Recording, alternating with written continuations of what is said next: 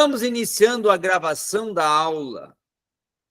Fazendo aqui uma breve revisão, hoje iremos tratar sobre os 400 anos de silêncio, período interbíblico ou intertestamental, que fica entre Malaquias e Mateus.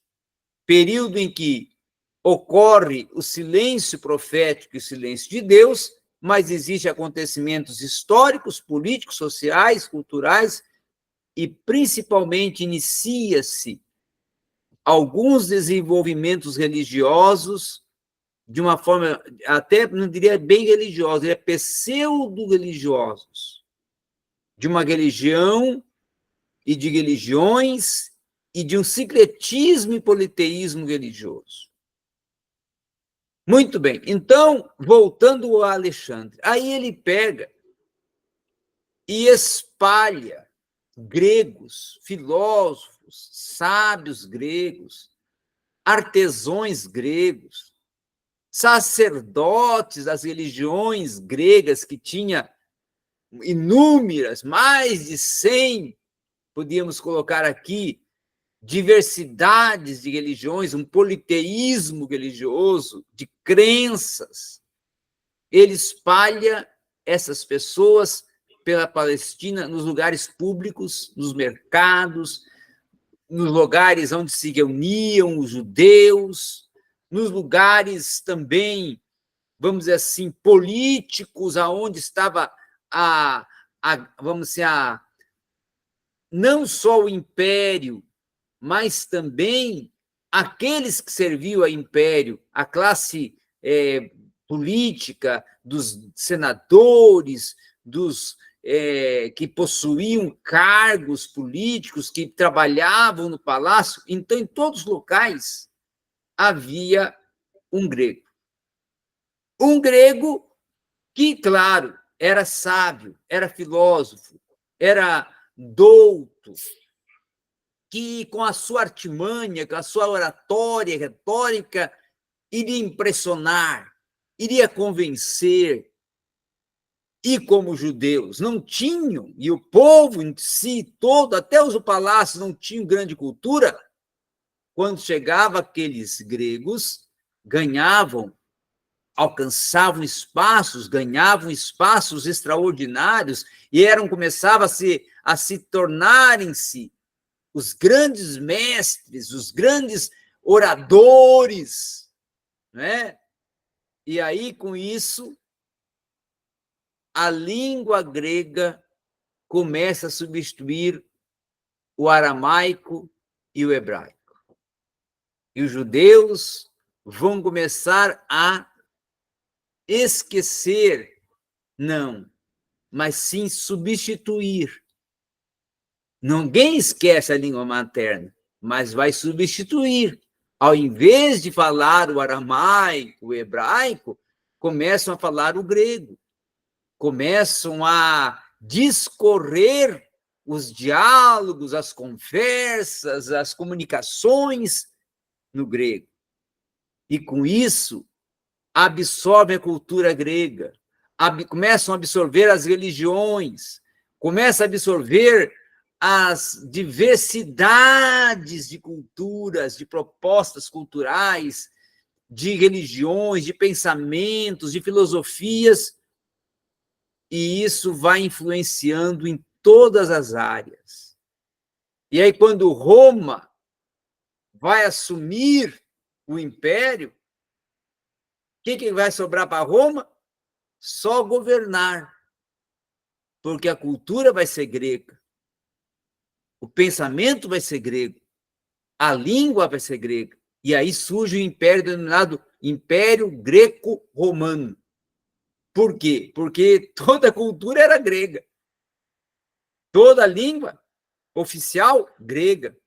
E o romano governava, dominava politicamente, mas dependia e estava casado com a Grécia, no aspecto cultural, linguístico, filosófico e, por fim, religioso também. Só que Roma tinha uma vantagem. não coibia essa prática religiosa. Todos tinham direito a ter as suas religiões. Ali sim era uma cultura laica. Todos tinham a liberdade de cultuar a quem quisesse. Não havia discriminação religiosa.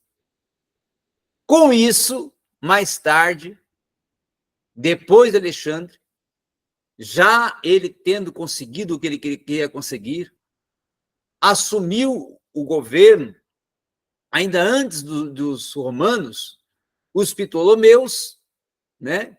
Que inclusive um deles, o Ptolomeu Soter Filadelfo, vai ser o que vai produzir a Septuaginta, ou seja, a tradução do Antigo Testamento para o grego, e depois vai vir os Seleucidas, que desses Seleucidas aqui, ó, vai surgir o Antíoco Epifânio, aquele que profanou o altar, né, sacrificando uma porca, uma leitoa no altar dos judeus, e bebeu e prostituiu dentro do altar. Depois também os macabeus, com a revolta dos macabeus, que foi uma revolta que marcou um período extraordinário de 166 a 63 antes de Cristo, aonde os judeus vão fazer uma revolta santa, ou vão tentar uma revolta santa contra esse sistema grego, esse sistema helênico, mas não conseguem êxito. Só conseguem êxito na área religiosa porque volta o judaísmo, depois da Guerra dos Macabeus, a ter uma certa prioridade e os judeus a serem obrigados e terem essa liberdade de rejeitar a todas as propostas religiosas da Grécia e fixarem a religião nômade, o nomadismo, não é, religioso. E depois, Roma, então, por fim, assume o império, domina a região da Palestina e vai ser aquela que vai conduzir o império de 63 antes de Cristo até a Idade Média, até o início da Idade Média, que vai ser lá no ano 476 depois de Cristo. Então é o império mais longo. E aí nós olhando para a estátua de Nabucodonosor, que é na estátua o Império Romano, não é? A canela da estátua, não é? Justamente esta parte que tem também a canela e os pés da estátua, com os 10 dedos, não é? Que aí é uma área já escatológica da profecia de Daniel, aí ali Roma tornou-se e concretizou-se a profecia de Daniel como o império mais forte, o que dominou com maior tempo toda aquela região. Claro que não teve prevalência a Cristo, e Cristo venceu ao império, venceu porque o império não prevaleceu e não conseguiu derrotar o cristianismo. O império não conseguiu derrotar o cristianismo. Nero tentou, Diocleciano tentou, Vespasiano tentou, mas foram imperadores frustrados, que não conseguiram o alvo de pôr fim ao cristianismo. Mesmo Diocleciano, que por fim tentou por fim ou calar a boca de João, não é? Mesmo isolando e exilando ele na ilha de Patmos, depois de lançar ele no orifício de óleo fervente, não conseguiu êxito, porque o cristianismo não teve seu fim. Então, esses são os acontecimentos de uma visão geral. Agora vamos ver detalhada nos próximos slides. Lembrando que hoje é uma aula histórica, porque estamos tratando da história e dos acontecimentos históricos desses 400 anos de silêncio. Aí, depois desses acontecimentos, vamos entrar agora na Babilônia, não é? Para nós relembrarmos o tempo do cativeiro. No cativeiro, houve 3 levas de escravos para a Babilônia, ainda no tempo em que Nabucodonosor envia Nebuzaradã, que era o general de Nabucodonosor, para destruir, assolar Jerusalém, e depois, claro, levar escravos, levar o povo, os sacerdotes, levar os utensílios do palácio, do templo. Então, o templo foi saqueado, o palácio foi saqueado. Esse período, quem está governando é Joaquim, filho de Jeoaquim, não é? Na primeira leva, Joaquim é preso, na segunda, Joaquim, seu filho, é cegado os olhos, e nessas levas, 3 profetas são, 2 profetas importantes são levados para o cativeiro, que é Ezequiel e Daniel. Ezequiel fica às margens do rio Quebar, no canal de Canabiru, que é o canal onde trafegava os navios de carga e os escravos ficaram, os exilados. E Daniel, junto com seus companheiros, vão ficar no palácio. Jeremias, o profeta que profetizou sobre o cativeiro, foi dado a ele a escolha de aonde ele queria ficar. Deu a liberdade para ele escolher. E ele escolheu ficar nos monturos de Jerusalém, e ali ele teve o fim de seus dias. O cativeiro, como profetizou Jeremias, durou 70 anos. Muitos judeus até assumiram alguns cargos políticos, tá? Como o caso do próprio Daniel e os seus 3 companheiros, que tiveram cargos políticos destacados. Adoravam na sinagoga, havia essa liberdade de adorarem na sinagoga durante esse período, estudavam o aramaico, que veio nesse período se tornar a língua oficial dos judeus, e tinham a liberdade de fazer uma comercialização dos seus produtos. Até muitos judeus se tornaram comerciantes e resolveram nem voltar mais para Jerusalém, decidindo continuar em Babilônia, depois do edito de Ciro. Tá? Nem todos resolveram ou decidiram voltar.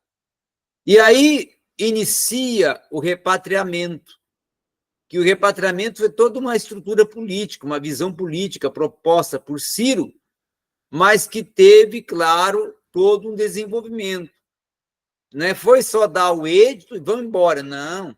Deu-se o edito, deu-se condições financeiras, de bens, de estrutura para retornarem para sua terra, todos os judeus. Aqueles que não quiseram voltar tiveram a liberdade de continuar ali. E aí, claro, 535 a.C., com Zorobabel, vai a primeira leva, onde tentam até reconstruir o templo, como eu falei. Durante 15 anos há essa tentativa, e não é uma tentativa bem sucedida, não consegue. Em 485 a.C., aí vem a segunda leva já com Esdras, onde ocorre uma reforma religiosa, né, que foi denominada até de rabinismo, mas ainda não é aquela reforma total que ocorre nos dias de Neemias, onde Esdras vai pregar um dia inteiro para que haja aquela nova, aquele reconcerto da aliança, né? E aí a decisão de apartar-se das mulheres estrangeiras, as mulheres que casaram na Babilônia. E em 445 a.C., então, Neemias entra na cidade para reconstruir Jerusalém. E aí vem a reconstrução, não só de muros, mas da cidade, de toda a sua estrutura, e principalmente do templo, o segundo templo. E aí, com isso, inicia-se também um progresso cultural, onde começa a ser construída novamente, ou reconstruída a oportunidade da literatura, principalmente a literatura de cunho religioso, com a tradução de alguns livros sagrados, e as escolas rabínicas, que ensinavam o aramaico e também ensinavam a lei. Tá? Muito bem. Depois disto ocorrer, aí vem já o período que nós vamos denominar o período macedônio. Por que macedônio? Porque a Grécia está na Macedônia, e a Grécia ela é oriunda da Macedônia. E esse período é o período da política de helenização, a política do crescimento cultural, da conquista da cultura.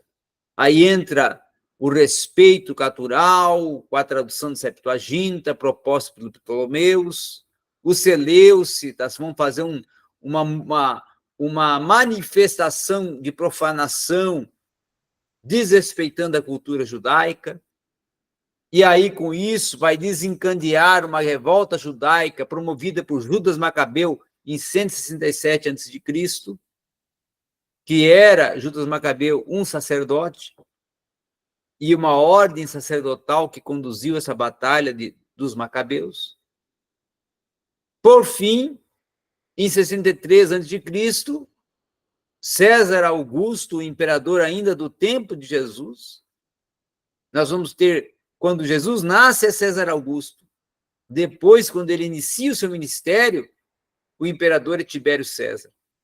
Então, a administração civil, política, econômica, estava sob a mão do imperador, que distribuiu a seguinte hierarquia: os governadores governavam a província, os prefeitos a cidade, e havia os procuradores, que seriam quase como senadores.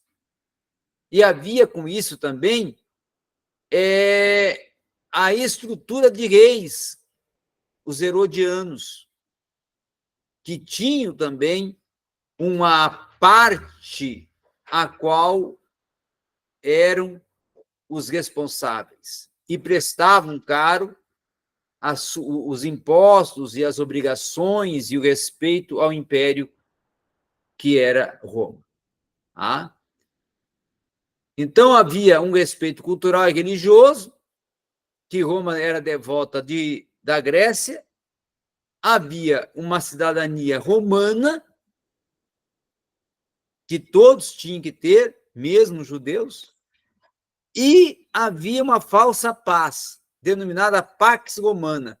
O que era a Pax Romana? Era uma liberdade. O imperador tomou uma decisão: olha, para manter uma boa política com todos os povos que estão aqui, gregos, romanos, judeus e outros, vamos dar uma liberdade de culto para todos, vamos respeitar a crença de todos, e com isso até a cultura de todos. E assim mantemos uma paz dentro do império. Mas claro que era uma falsa paz. Era uma paz aparente. Porque ninguém podia se voltar contra as decisões do império. O império era o maioral. Era uma paz controlada, monitorada. Você tem paz se andar dentro dos meus ditames. Andou, tem paz. Não andou, aí tem perseguição. E era tanta perseguição que até os sacerdotes, nessa época, falavam a língua do imperador, né? Por isso que quando Jesus nasce, Ainás e Caifás, que eram sacerdotes da época, lembrando que Anás era o sogro de Caifás, eles eram totalmente conduzidos, monitorados, não é, pelo imperador. Até os impostos do templo era devolvido para o império. Então, as decisões vinham de cima para baixo, ou seja, do império para o sacerdote. Ele não tinha a liberdade que tinha no período judaico. Não. Era uma autoridade controlada pelo império. O maioral é César Augusto, o maioral é Tibério César. Até os reis, os herodianos, os Herodes, também prestavam contas. Tinha suas obrigações junto ao império. E nesse período Jesus nasce. E nesse período já inicia-se uma transformação, porque começa a ocorrer o fim do monarquismo, do período da monarquia judaica, né, do rei, ou dos reis em Israel. Não havia mais reis em Israel. É o fim do monarquismo. Com isso também é o fim dos profetas, porque o último, que é João Batista, nós não podemos nem considerar ele como profeta judaico, porque ele vai ser um profeta na nova aliança, abrindo o caminho para Cristo e tendo uma característica até um pouco diferente dos profetas judaicos. Não é? Os profetas judaicos não batizavam, os profetas judaicos não pregavam a mesma mensagem de João Batista e não se conduziam no sentido de caráter, de cultura, como João Batista, que vivia no deserto, vestindo-se como um nômade,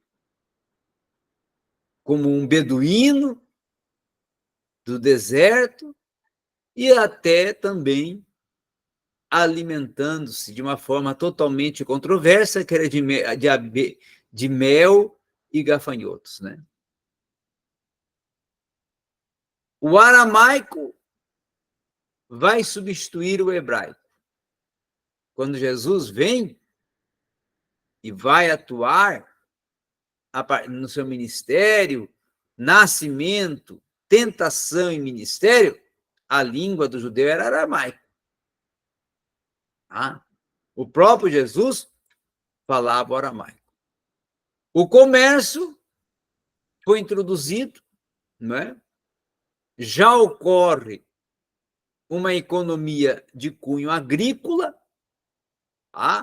com algumas já produções agrícolas que tinham liberdade de judeus, como também até pecuária, porque havia produção de cabritos, não é? Havia produção de ovelhas, que eram os animais, ou vamos dizer assim, a criação pecuária era praticamente só em cima desses animais, camelos, né?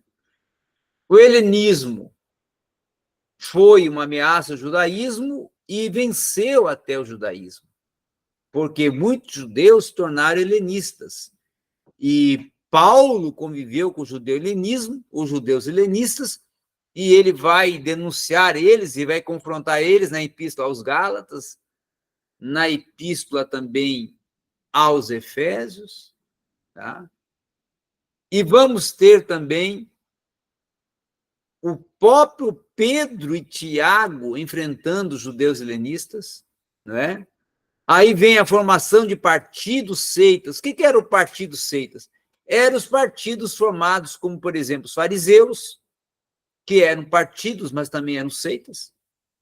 Os saduceus, que eram partidos, mas também eram seitas. Né? Discutiam assuntos da lei, tanto os saduceus como os fariseus. Havia os escribas, havia também os zelotes, que era a turma da esquerda, né? Os zelotes. E havia, claro, alguns ainda do período dos macabeus, tá? E havia o Sinédrio, que era o STF da época. Não é? Então, a formação de partido, havia também uma helenização, tá? E os Herodes, que eu já até falei sobre eles, havia todo um contexto de serviço prestado ao Império por parte dos Herodes também, e havia, claro, o estudo da lei e as interpretações rabínicas, que eram conduzidas pelos escribas e pelos doutores da lei. E havia duas escolas proeminentes nessa época, a escola de Hillel e a escola de Shammai. Não é? Gamaliel, que Paulo vai estudar aos seus pés, provavelmente era da escola de Hillel. Tá? Provavelmente. Seriam os dois principais mestres daquela época. Os imperadores de Roma, os grandes dominadores, né? O primeiro vai ser o César Augusto, 27 a.C. a 14 a.C. Ele vai promover o recenseamento, que é a contagem de todo o povo que mora na Palestina. Vai, com isso também, no período em que ele está governando, nascer Jesus. Vai haver o infanticídio por Herodes, ou seja, Herodes manda matar a todos os primogênitos. Então, há uma matança de primogênitos, liderada e comandada e autorizada por Herodes, com vamos assim, a aceitabilidade, a aceitação de Roma. Roma não se opôs, não é? Até não se opôs por quê? Por fins também de como Herodes vendeu. Herodes vendeu, olha, há uma ameaça aí de nascimento de um novo rei. Roma, ficando com certo temor, então concordou com a decisão de Herodes. Tibérios, que é o Tibério César, vai ser o governador do período, ou imperador do período, em que Jesus está iniciando seu ministério. Né? E também vai ser o imperador da época da era apostólica. A igreja nasce no período de Tibério César. É um período em que a igreja até não tem grandes perseguições. As perseguições que a igreja vai sofrer é por conta do Sinédrio, que era, como eu já falei, o STF da época. Né? E, mais tarde, quando entra já Calígula, esse sim vai ser uma ameaça ao cristianismo. Porque Calígula foi, quem sabe, um dos mais cruéis imperadores de Roma, que levou muitos cristãos para estádios para serem mortos por leões, né? Outros serem linchados. Houve o martírio de Estevão nessa época, mas também, em contrapartida, houve a conversão de Saulo. Não é? Se, para descontrair, o irmão Sinomar agora vai dizer quem é que eu vou falar. Eu vou dar uma deixa aqui. Se o Sinédrio era o STF, e segundo a tradição, Paulo seria calvo, o Saulo. Quem seria Saulo? O cabeça de rolão. Mas se converteu. Então tem esperança, né? Ué. Tem esperança. Se converteu. Eu falo para o nosso atual. Tem, ué. Se converteu. E uma conversão que resultou na expansão do cristianismo, né? Uma transformação radical. Um homem que era culto foi trabalhar em meio a um povo que não era culto, os judeus e os gentios. Também era um homem de uma extrema religiosidade, fariseu, né? Zeloso pela lei, e, acima de tudo, uma alta autoridade, que tinha o poder de mandar matar.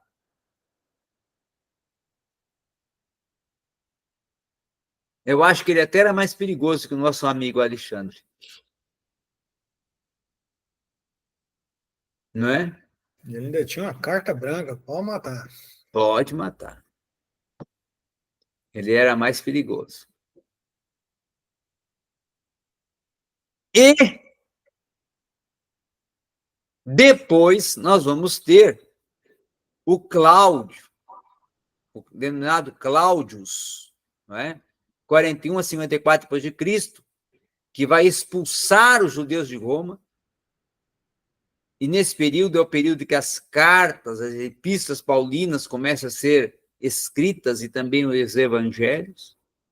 É o período que ocorre o primeiro concílio de Jerusalém. Né? Depois vem esse aqui. Esse aqui foi cruel. Esse foi doido, na verdade. Foi o imperador doido, o Nero. Vocês sabem que Nero, ele matou a própria mãe, né? Nero matou a própria mãe.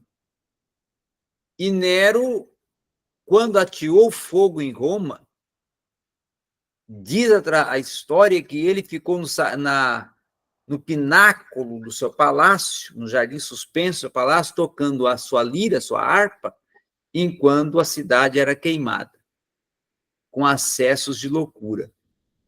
Quem via ele com acesso de loucura. Tá? Uma outra questão também interessante de falar é que Nero também vai matar os cristãos de uma forma muito cruel, porque ele vai levantar postes, né, por todos os jardins dos palácios e montanhas ao redor do palácio dele, e vai atear fogo à noite nos cristãos para que todos os munícipes, todas as pessoas vissem, né, o que estava acontecendo e não viessem a continuar com a prática, tivessem medo. Então, ele foi, quem sabe, o mais cruel, né? Muito mais que Calígula. 54 a 68 depois de Cristo, foi sendo ele até que mandou matar o Paulo, não é? Paulo foi decapitado por ordem de Nero. Vespasiano, já no tempo de João, né? Destruição de Jerusalém, vai causar aqui o início da diáspora judaica, que depois vai surgir um partido que existe até hoje, que é o sionismo, ou seja, volta a Sião. E aí vem o Domiciano, aquele que vai perseguir João, vai tentar calar João, queima João, mas João não morre, exila João, mas também não resolve muito, né? Tanto é que no exílio ele vai receber a revelação do Apocalipse. E o cristianismo não tem fim, porque surge aí, a partir desse período, após João, os pais da igreja, né? Os pais da igreja, que foram aqueles que até conviveram com os apóstolos, como Pápias, como Irineu, como Tertuliano, como Orígenes, né? Então, ocorre todo esse contexto no período domiciano, né? Que é de 81 a 96 depois de Cristo. E aí vem os reis, né? Os governantes da Palestina, os reis, os herodianos. Por que herodianos? Porque era uma família, uma descendência de Heródias, que foi resultar na classe Herodes. Aí veio Herodes Arquelau, Herodes Antipas, e assim vai indo. O Herodes ficou responsável pela Judéia,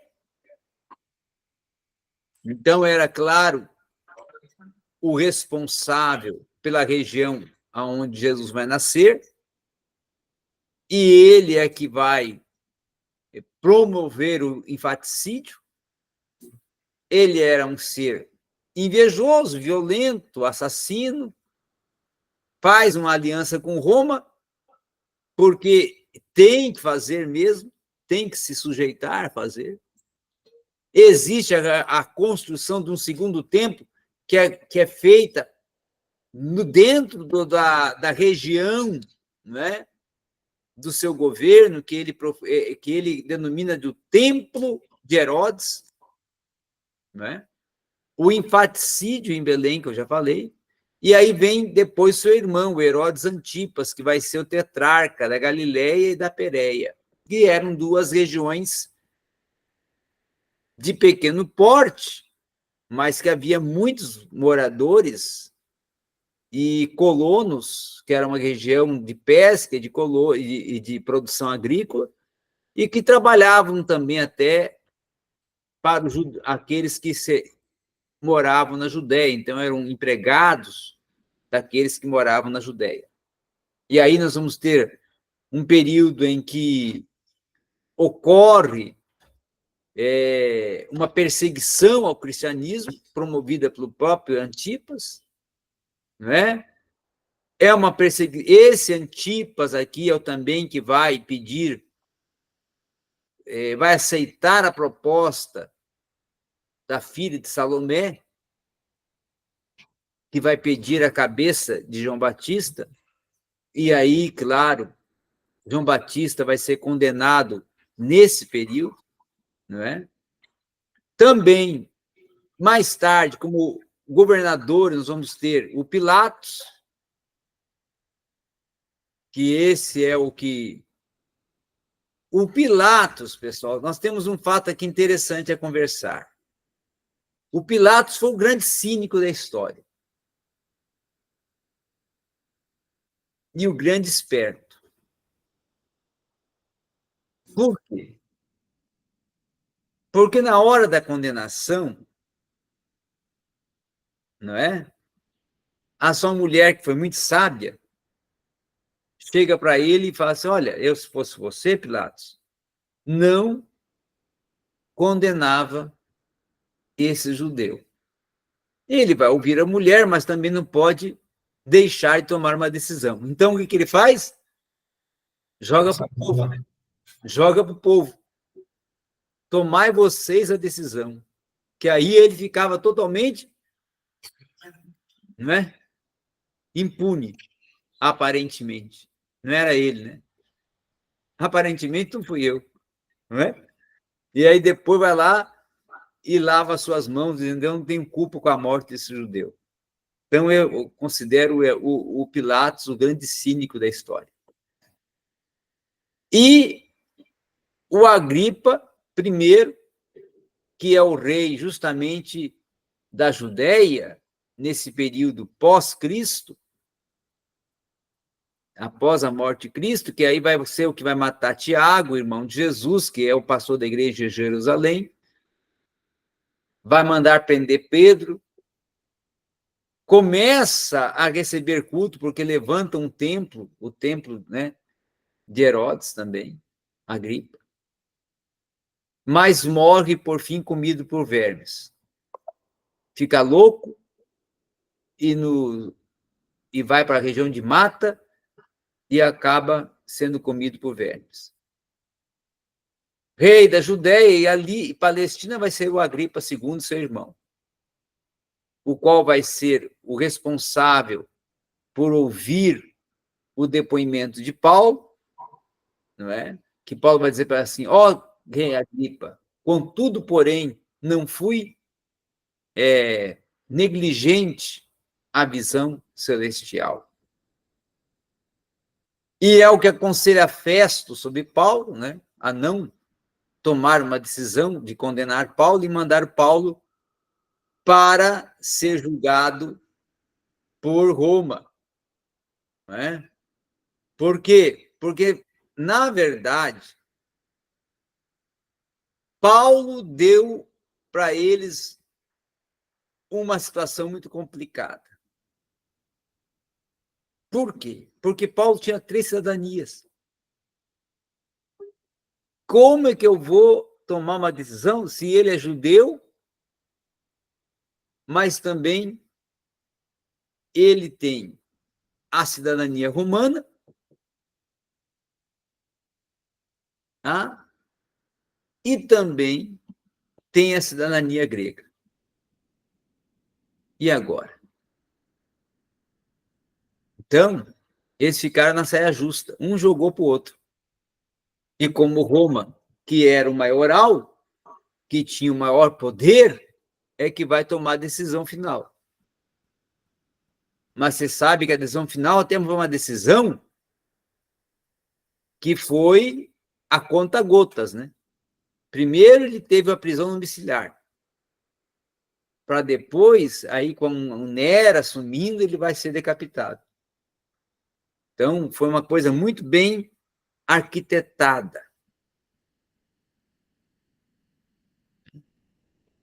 Porque era um político. Era, claro, agora, um cristão perseguidor, ou contrário ao império, não é? Para o império ele era um contraventor, mas ainda gozava, né, de alguns títulos, né? Ex-membro do Sinédrio, ex-membro da sinagoga, não é? Discípulo de Gamaliel. Então, tinha algumas questões e muitas influências culturais e políticas que pesavam sobre ele, que o rei não podia tomar a decisão, vamos matar, não, não é? Manda para a festa. Ah, não, festa, manda para o imperador. No caso, Nero. E Nero inicia-se complacente, depois toma a decisão final. Não chega logo tomando uma decisão, vamos matar, decapitar, não. Vamos. Foi uma coisa que ainda foi... teve seus certos, né, zelos. As instituições da época, a sinagoga era maior, porque onde havia a lei, havia as reuniões da cúpula judaica, e havia até uma certa serventia ao império, e havia o domínio da cultura da população maior, que era a população judaica. A sinagoga era composta hierarquicamente por um rabino, que era o chefe, o razã, que seria um atendente ou um diácono, e os anciãos, que eram os escribas, né, os subintendentes, né? Depois nós vamos ter ainda, como instituições religiosas, porque o Sinédrio também era uma instituição religiosa, além de ser um STJ, um STF, era também religioso. Por quê? Porque aplicava a lei judaica e discutia também sobre a lei. Discutia questões tratadas na lei judaica. As decisões políticas do Sinédrio estavam pautadas na lei, nos 613 mandamentos, na lei do Decálogo, e, em algum momento, observava algum código ou algum artigo do Código da Hammurabi. Havia, claro, era o responsável pelo julgamento dos infratores, e aí a composição era um presidente, 70 membros e 2 oficiais escribas. Certamente Paulo estava entre esses aqui. 2 oficiais, tá? Era um dos oficiais, certamente o Paulo, né? E nós vamos ter aí a estrutura de como que era as salas do templo e a estrutura, vamos dizer assim, de todo o poder político do judaísmo e do templo. Havia as salas, onde até tinha o Sinédrio aqui dentro dela, e a escola do rabinismo. Havia o pátio onde os gentios poderiam entrar nas festas. Havia o pátio das mulheres, que é onde só as mulheres se reuniam. A Porta Formosa, onde só os judeus estavam e poderiam adentrar por ela. As muralhas, que era onde se separava o povo e o contexto político e sociopolítico do templo. E aqui podemos dizer que era o domínio religioso, aqui era o palácio, o domínio político, e aqui ficava, ou melhor, vamos voltar para lá, aqui ficava a população, as casas da população que eram ao redor, tá? Que eram aqui ao redor. Então, essas duas estruturas eram juntas, palácio e templo. E aí, os bairros, as estruturas, né, dos bairros. Muito bem. Perguntas? Essa foi as nossas informações dos 400 anos de silêncio. Nossa, é tanta pergunta que até falha. Primeira curiosidade. Roma temia os cristianismos, né? Temia o movimento cristianista. E havia assim, algum motivo real de temer, de revolta, de tomar o poder, de saquear? O medo, eu vou dizer que começa, irmão Sinomar, por 3 instituições. Jesus, quando inicia o seu ministério, o povo vem com ele. Então, claro que isso vai fazer um medo diretamente ao rei Local. no caso Herodes, vai fazer um medo ao sacerdote, porque o povo não via mais sacerdote, ouvia Cristo, e o Cristo confrontava a lei e Da forma que era quebrava. pregada, né? Hã? Ele confrontava a lei da forma que era pregada. E, claro, confrontava a questões das observações do sábado e outras tradições, denunciava as práticas de Caifás, vinha também com uma força muito grande contra as instituições como Sinédrio, sinagoga e até a própria política, e também criou logo adversários como fariseus, saduceus, que eram partidos.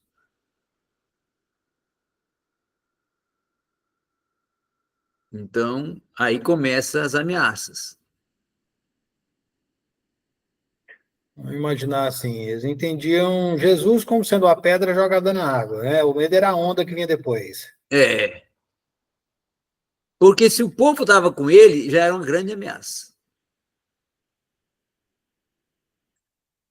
O povo ouve a ele, e o povo está deixando nos ouvir. O povo está seguindo ele, está deixando nos seguir. Daqui a pouquinho, nós não somos nada. Perde o medo. E vira uma revolução.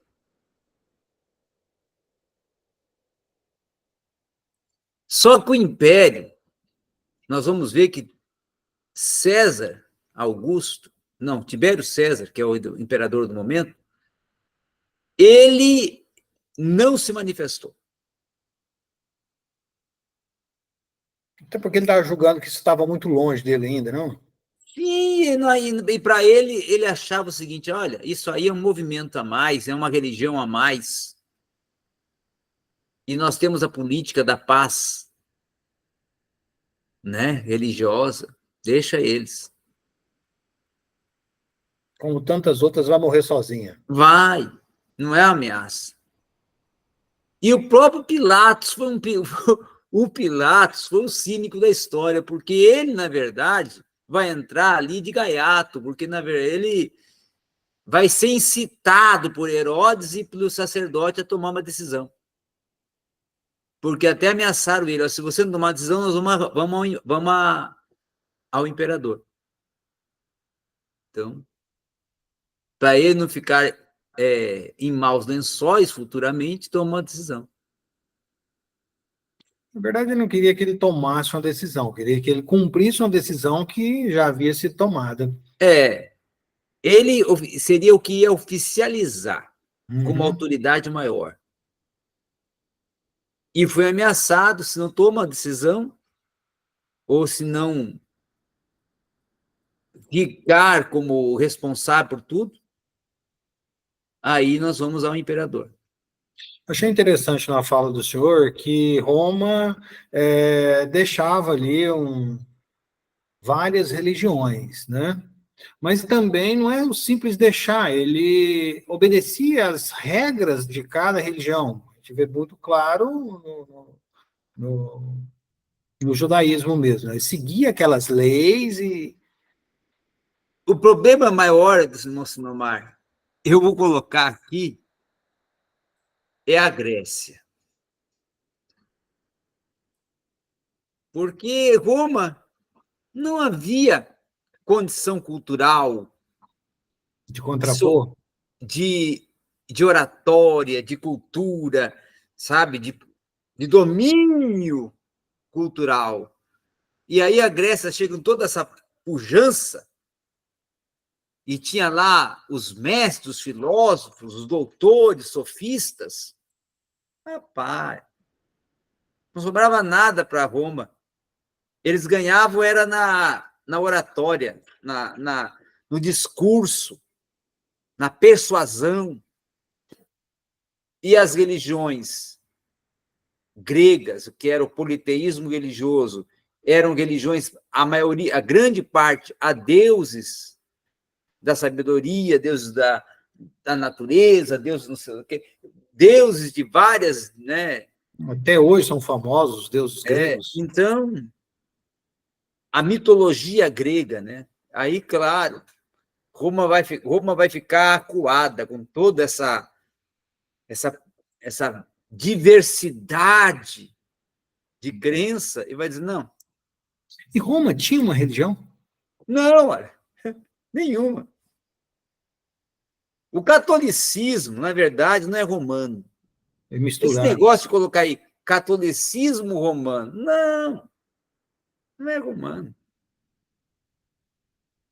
O catolicismo, se nós formos ver bem a história e estudar, nós vamos estudar na história da igreja, o catolicismo, o termo católico significa o quê? Universal. Não é? Uma igreja universal.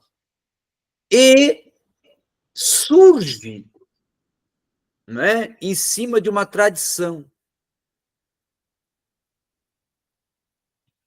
Com a morte dos apóstolos e depois a condução da igreja pelos pais da igreja, que alguns vão ser discípulos dos apóstolos, conviveram com os apóstolos, eles vão ter muita questão política e muita questão de imperial, e vão viver num certo, uma certa submissão ao império.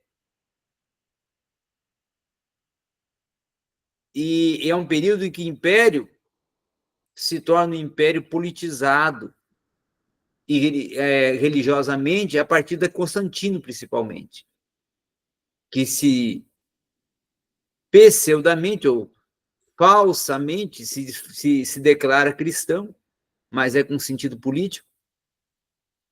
E aí, a partir de Constantino, há aquela questão de que não, o império e o cristianismo estão juntos. E aí é que começa, então, a ser pensado, e aí o catolicismo, que seria o cristianismo do Oriente, Roma, e do Ocidente seria a região do, como é que é denominada, os ortodoxos, né? Os ortodoxos seriam o catolicismo ortodoxo e o catolicismo romano, né? Então, ficaria esses dois ramos, né?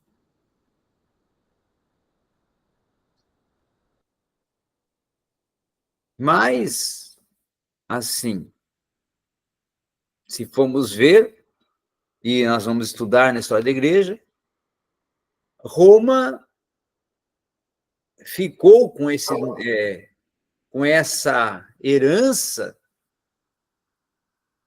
mas, se for olhar, quem é Roma hoje?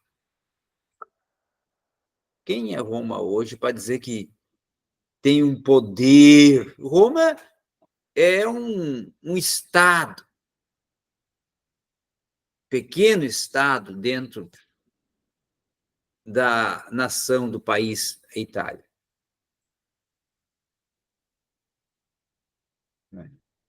E o Vaticano está em Roma, mas o Vaticano seria quase que uma instituição e um estado dentro de outro estado. E dentro de um Brasília tem de país. Goiás. Então, é toda uma estrutura política, toda uma jogada política. Claro que com Lutero, ou com a Reforma Protestante, tudo isso muda. E aí quebra-se todos esses domínios de Roma.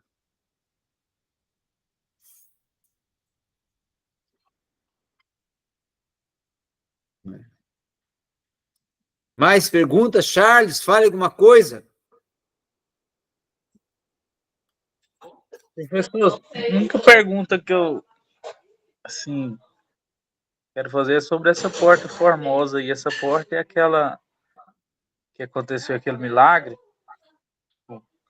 Porque a Porta Formosa ficava não só os judeus, mas ficava também aqueles que estavam à mercê da sociedade. Ou seja, aqueles que dependiam de esmolas, não é? De ajuda. Alguns estrangeiros, alguns sem casa, alguns sem família. E entre esses, claro, estava aquele paralítico, porque ele era um homem que estava há 38 anos, não é? Naquela condição. Então, a ida dele ao templo era justamente para poder ali ter o seu ganha-pão, né? Uma pergunta, professor. Nós vamos estudar agora os evangelhos. Os evangelhos. Isso aqui é um pano de fundo, uma Mas esse introdução. pano de fundo aí, ele está aonde? Ele está dentro da própria cultura que você vai ver quando estiver estudando os evangelhos. Se fosse na Bíblia, para mim pesquisar esse período, isso aí eu estaria buscando aonde? Está dentro do contexto dos 400 anos de silêncio, mas a parte final, né, vamos dizer, ali dos impérios, do Império Romano, as instituições, a estrutura religiosa, os imperadores, toda essa questão aqui é já o momento em que Cristo nasce e desenvolve o seu ministério, não é? Tanto é que Jesus conversa, confronta toda essa estrutura aí. Ou seja, está dentro ali de Mateus mesmo, mas está dentro de todo o Novo Testamento. Essa aula de hoje é uma introdução ao Novo Testamento. Não tem como nós estudarmos o Novo Testamento sem entrarmos aqui. Porque aqui você vai ver tudo isso que tratamos, vai ver nos Evangelhos, vai ver em Atos dos Apóstolos, vai ver nas epístolas paulinas e nas epístolas de Pedro, de Tiago, de João e até no Apocalipse. Porque os os imperadores como Nero, nos dias de Paulo, Vespasiano, Domiciano, Diocleciano.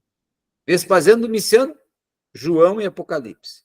E Diocleciano, após João, já o período que inicia o segundo século da igreja, já sem os apóstolos. Já sem os apóstolos. Então, aqui é uma aula para você entender a sociedade, a cultura, a política, a religião. Alguns porquês. E alguns porquês dos evangelhos e das epístolas. Na verdade, aqui é o contexto em que está inserido os evangelhos, em que está inserido as epístolas, em que está inserido todo o Novo Testamento. Aqui é a transição da antiga aliança para a nova aliança.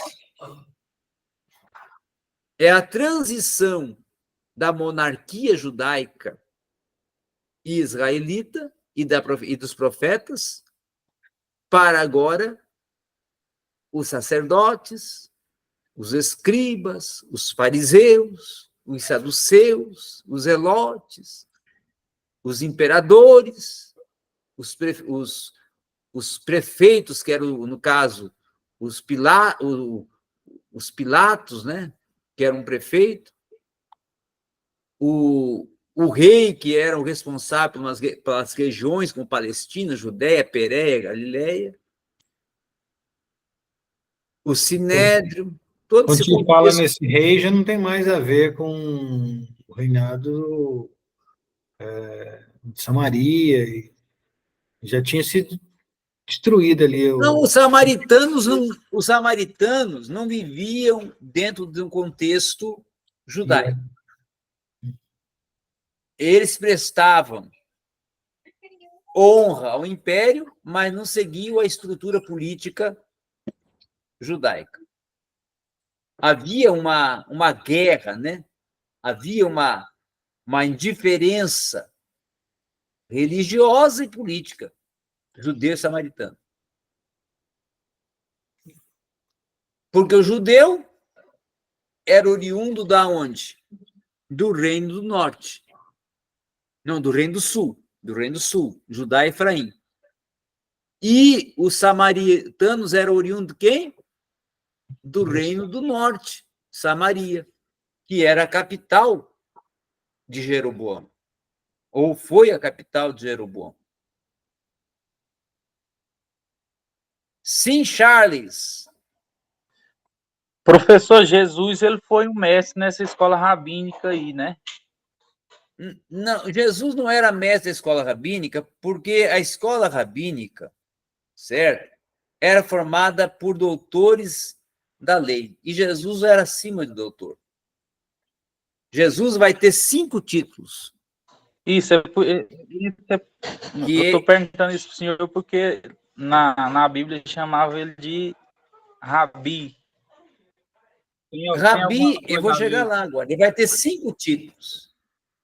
Lucas, o evangelista, que é um historiador, é o único apóstolo que é também historiador. Lucas não é apóstolo, melhor, o único escritor dos evangelhos. Né? Lucas é o único escritor dos evangelhos, que não é apóstolo, é gentil. Ele nem é discípulo de Cristo. Ele seria um discípulo de Paulo. E ele vai colocar, ou ele vai inserir no seu evangelho 5 títulos, que são títulos de cunho político e religioso, que utilizava o imperador e utilizava os mestres da lei a Jesus. Por que Lucas utiliza isso? Porque Jesus era o único que tinha condição de ter esses títulos. Os outros que usavam esses títulos usavam por usurpação, por poder de político.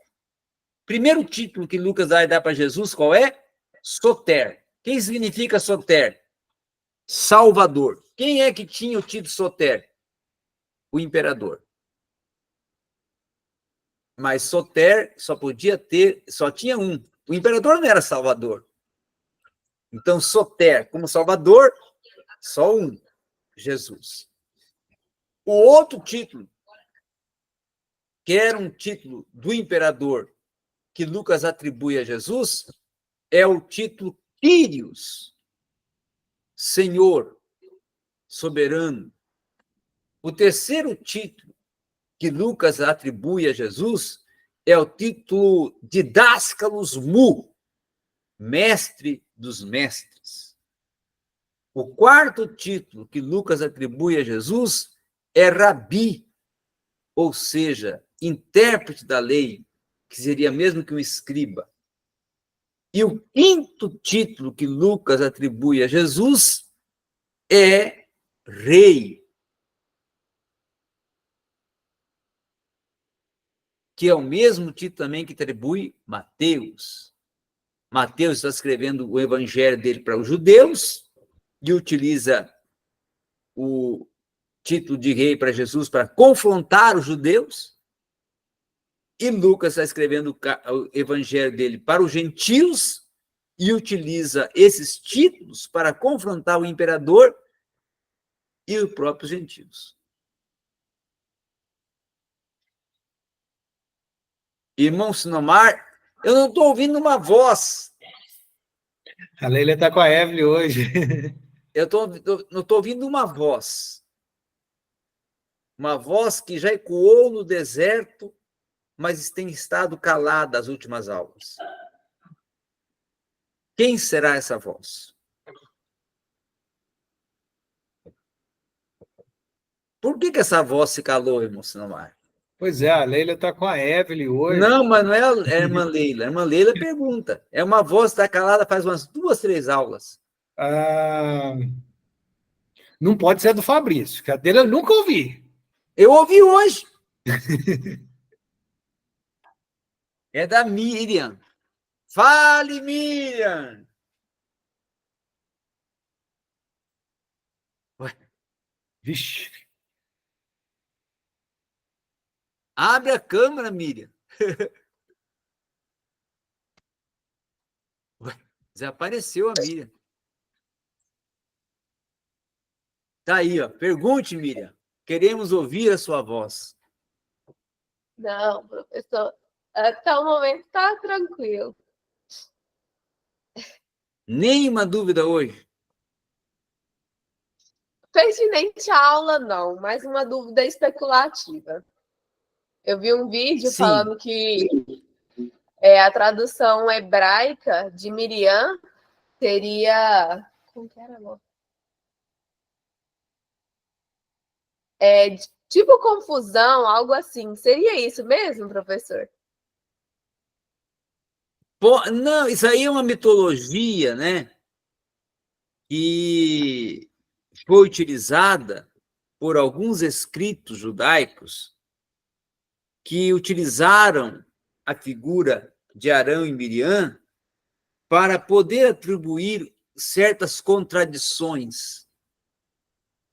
E aí observar a questão principalmente daquelas, vamos dizer assim, relutâncias de Miriam com a esposa de Moisés e com o próprio Moisés e tiraram o nome dela ou extraíram o sentido do nome dela de confusão, de contradição e de... Né? A mitologia judaica e a mitologia grega, ela é muito vasta de, vamos dizer assim, de alguns adjetivos, não é? Que vieram mais adjetivos de cunho cultural atribuído a alguns personagens bíblicos. E aí nós vamos ver, inclusive, nos livros apócrifos, tratar algumas questões dessas mitologias. Né? Alguns livros apócrifos têm muita questão mitológica. E aí você vai ver alguns acontecimentos ali que você vai ver que não tem nem por que ser aceita um livro desse, como o livro de Susana, por exemplo.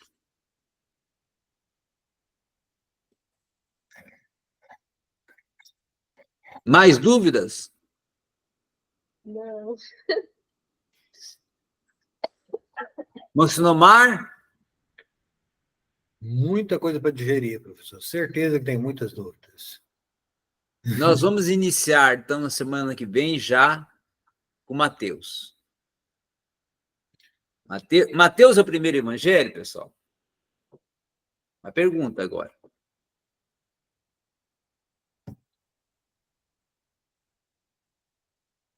Mateus é o primeiro evangelho? Cronologicamente?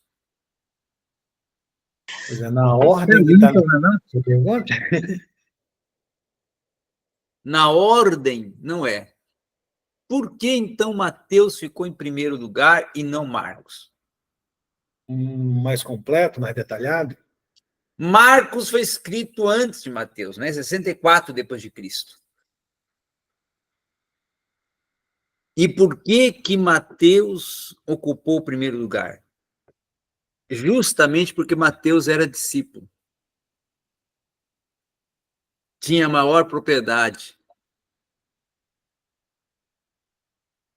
E vai encerrar, ou vai iniciar o Evangelho Sinóticos, que é um evangelho, ou é um evangelho de paralelismo, porque os três pensam em conjunto. Sinóptico significa olhar em conjunto,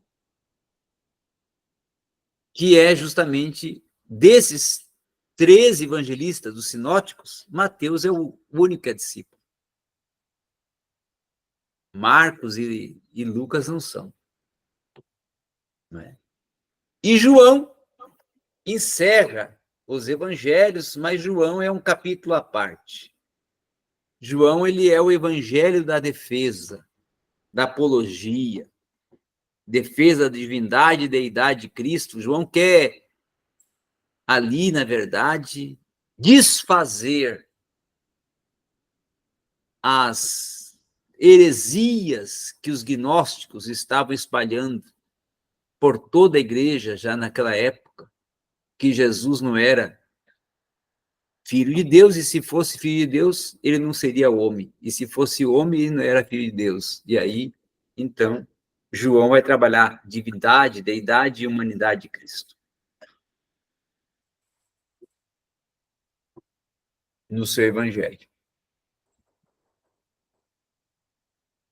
Glória a Deus. Amém. A apostila está aí já no grupo, certo? Já foi até impressa ali.